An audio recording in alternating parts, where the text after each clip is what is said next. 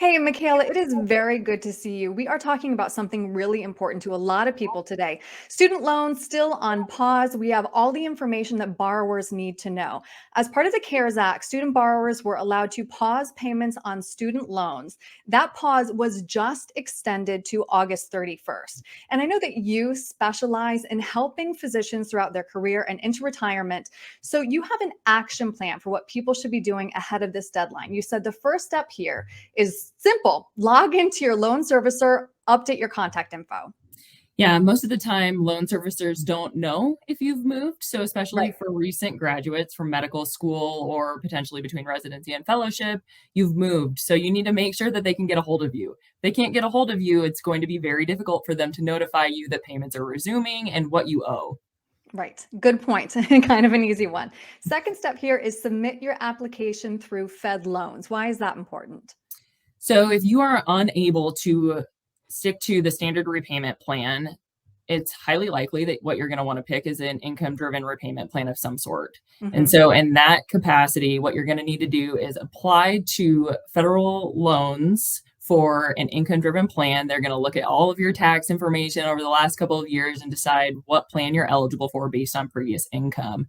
That information will then be sent to your loan servicer to show you what your payment is going to be once those payments resume. Okay. And speaking of those payments, you suggest turning on auto pay. Absolutely. If you cannot miss a payment, you cannot default. And so Right. we want to make it as hard as possible for these student loans to screw up your credit. If anything, it should actually be a huge credit booster for you. Consistent payment history is huge for your credit score. So we want to take advantage of that. Right, good point.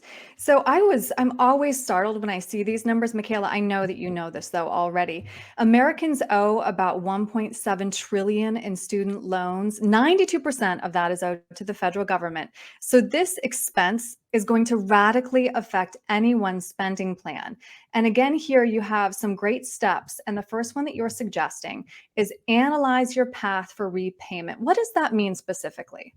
So, depending on what you're anticipating for your career plans after training, is going to help decide what you should be paying on your loans right now, what your payments are going to look like moving forward.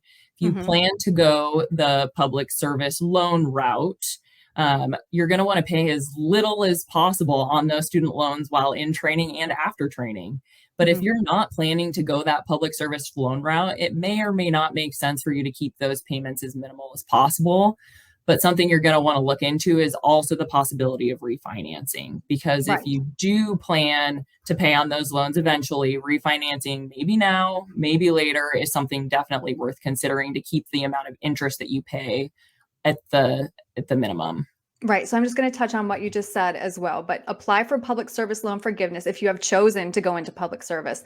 And the last thing that you should consider is refinancing, which is, of course, because the Fed is raising rates. So that could be really important, especially, Michaela, because of that hike.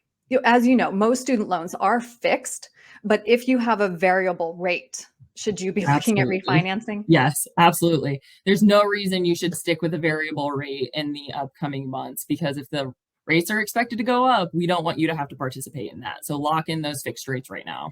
Right. Well said.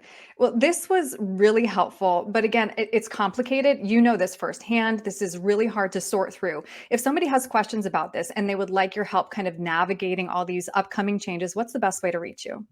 Yeah, email is great. Contact us through our website. There's a contact us button, I'm sure, on every page of the website. There's a phone number, email addresses, everything. So reach out at any time. We're happy to help everybody go through and navigate this process. Yeah, so important. Michaela, thank you. Yeah, thanks, Erin.